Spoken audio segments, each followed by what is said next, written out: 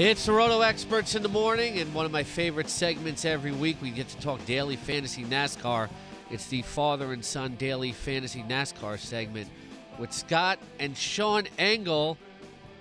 Sean, good morning. I know your Sunday's going to be full again. The Walking Dead is gone, but now you got a NASCAR race, and Game of Thrones returns this Sunday. What are you looking forward to most about the season premiere? Well, I got to say, first of all, it's good to be back here. I know I wasn't here last week due to me being busy, but in terms of Game of Thrones, I'm just looking forward to seeing what happens to my favorite characters all in all again, because it's been such a long wait, and I know it's been really anticipated to know what happens with everyone in this season. Sean, I know you like rock and roll a lot, and everybody has a favorite Prince song. We're actually doing a draft of Prince songs today. I'll tell you what was taken. People are drafting their favorite Prince songs. Raspberry Beret, Soft and Wet, I Would Die For You, Purple Rain, Let's Go Crazy, and Little Red Corvette. You have the seventh pick of a Prince song. Which one are you taking that wasn't taken yet, and why? Oh, man, my favorite Prince song was already taken, first of all. Which one was that? It was Let's Go Crazy. All right, what's your second favorite then? Probably, I guess, maybe When Doves Cry. Yeah. I'm a real big fan of the Purple Rain album. It's my favorite album of his, and I love just about every song off of that album. Yeah, we're going to get a lot of picks off of that. So let's get to the race this week. It's going to be different this week because usually this is a night race, but this time it's a day race. You're playing on DraftKings. What do you think of going with both Penske cars? Joey Logano at 10,200 and Brad Keselowski at 9,700, pairing them together. And is there anything that concerns you about the track, knowing that the time of day is different as well? Well, I'll first talk about the drivers, and then I'm going to talk about the time of day. Is that fine with you? Yes. All right. Just making sure. Well, Joey Logano is one of the best picks for Richmond this week. He is a former winner there with the best average finish of all active drivers at Richmond of 3.0 within the past three Richmond spring races. In fact, ever since Logano joined Team Penske in 2013, he has finished in the top 10 in all but one of his Richmond starts. I highly recommend starting him this week, especially if he ends up doing well in the practice sessions ahead, as I think he will be a threat to win and bring major amounts of fantasy points for owners. As for Keselowski, he will also be a pretty good pick for Richmond this week. He's also another former Richmond winner, and he has a good history at the track, too, with 5 top 10 finishes and an average running position of 4.4 within the last 3 spring races. I can't recommend Keselowski as highly as his teammate due to Logano being the more consistent of the two Penske drivers at Richmond, but I don't think you could go wrong with Logano or Keselowski this week for a solid fantasy pick. Now, in terms of the time of day, really, I think the time of day is mainly going to affect track conditions and make it so that the drivers and teams really have to be focused with their setups this week. I mean, for a fantasy owner, it's not going to be the biggest focus out there, but for a driver and team, it could make some drivers and teams stand out a bit more than others.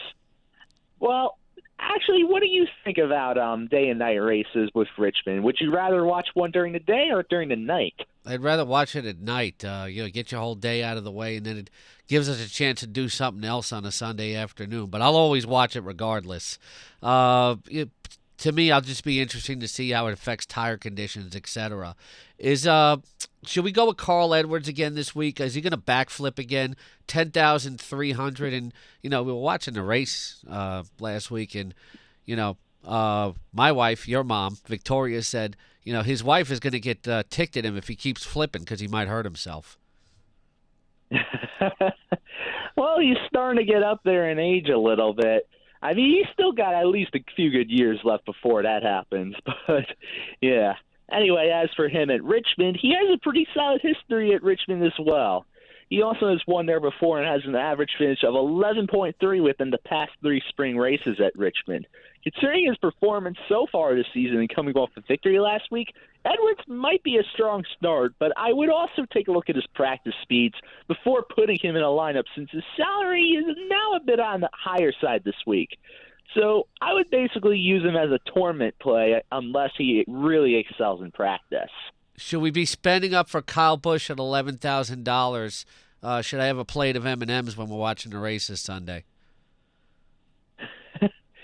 Well, I'm not sure if you're going to really fully bring those M&Ms out this week.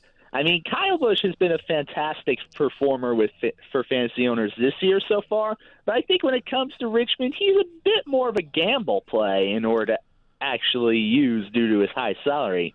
I mean, Kyle Busch leads all active drivers with 4 victories and an average finish of 7.1, but he also has finished outside the top 10 in all but 2 of his starts since his last victory in 2012. So I think he can go either way with this track as a result. And with his high salary, like I said, he's a gamble that I would mainly use for tournament plays. Should we avoid Matt Kenseth? He only has 1 top 10 so far this season, and he's 10,100. Out of all the Joe Gibbs Racing drivers, Kenseth has actually been the most consistent of them all when it comes to finishes at Richmond. Since joining Joe Gibbs Racing in 2013, he's only finished outside of the top 10 once, which includes a victory in the fall race of last year. Kenseth, however, has been inconsistent, like you said, with his finishes this season with only 1 top 10, but he's been putting good runs together. That's the whole thing about him. He's been putting good runs together, but he's been unable to finish the races in higher positions as a result of various car issues or accidents or et cetera. I would start Kenseth this week in most lineups, considering this is one of his better tracks since moving to Joe Gibbs Racing. Is this one of the better tracks where we consider Denny Hamlin at 10,400? But then again, you might want to spend up a Logano instead. Denny Hamlin has always seemed to excel at short tracks for good finishes, and Richmond is no exception to this. Hamlin is a 2-time winner with an average finish of 10.8, which is 3rd best in the Sprint Cup Series. Hamlin, however, like Kyle Busch, is a bit of a risk considering that before his last start, he did not even have a top 10 finish since 2012. I don't find Hamlin to be as big of a risk as Kyle Busch at this track, especially if he does pretty good in practice and with the way that the Joe Gibbs Racing cars have been running this year. So Hamlin's probably worth starting at least as a tournament play with a bit more confidence than Kyle Busch. Carl Edwards, we've talked about him.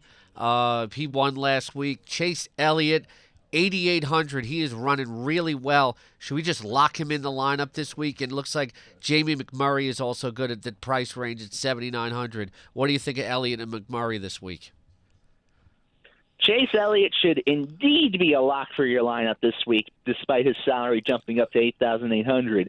He's coming off of back-to-back top 5 finishes, and Richmond is a track he's previously raced at before, finishing 16th in his only start last year, on top of the fact that he's also won at the track in the Xfinity Series before. He's been an all-around solid performer for fantasy owners so far with 5 top 10s this season, and I don't expect that to change this week. As for McMurray, he's one of those drivers who's been performing better at Richmond in recent years. In his past 5 Richmond starts, he finished 4th in 3 of them while he finished in 13th in the other 2. I think McMurray's value is a very nice bargain this week, and if his practice speeds are good, that gives another strong case for using him. And even if his speeds are not within the top 10, I would still recommend using him. I'm going to the bottom of the ladder, and I need a punt-type driver. Who do I pick between Trevor Bayne at 6,100, Landon Castle at 5,600, or Matt DiBenedetto at 5,700, who is coming off the best finish of his career at 6 and was absolutely giddy last week?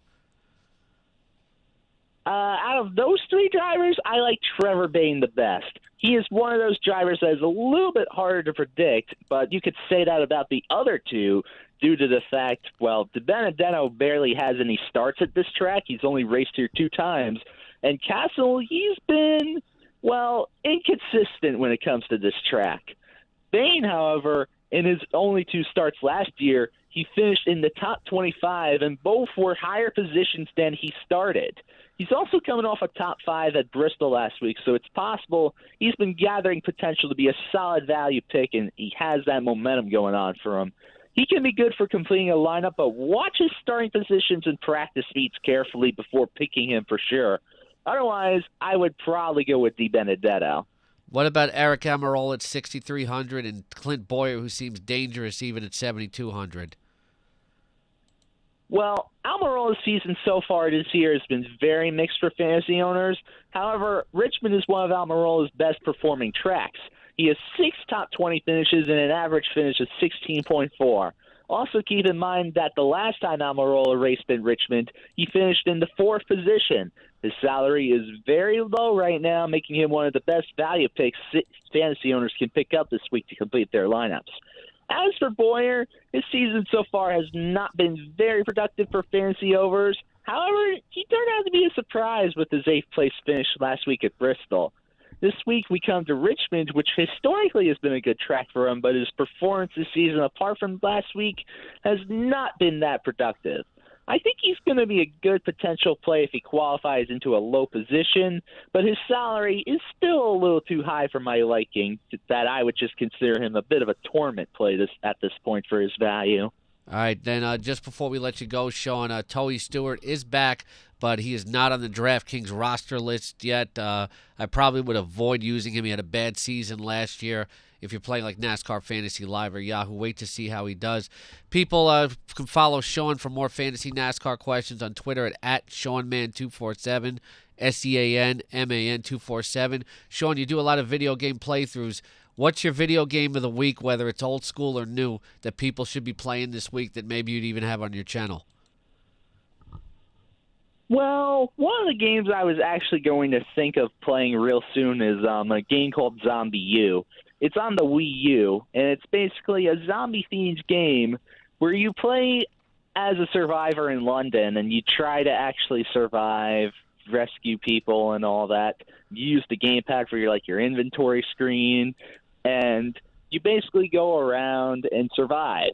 However, though, if your character dies, they also can become a zombie, and then you become someone else, and then you could actually kill your own original character if you want to actually get all your inventory items back, which I find to be a pretty neat concept. It's a bit newer school, but hey, newer school is pretty good too sometimes, just like the old school. Yeah, I mean, all right, you know Sean, how I thanks like a my lot. old school game. Thanks a lot. Enjoy your zombie games, including Left 4 Dead. Back to fantasy baseball next.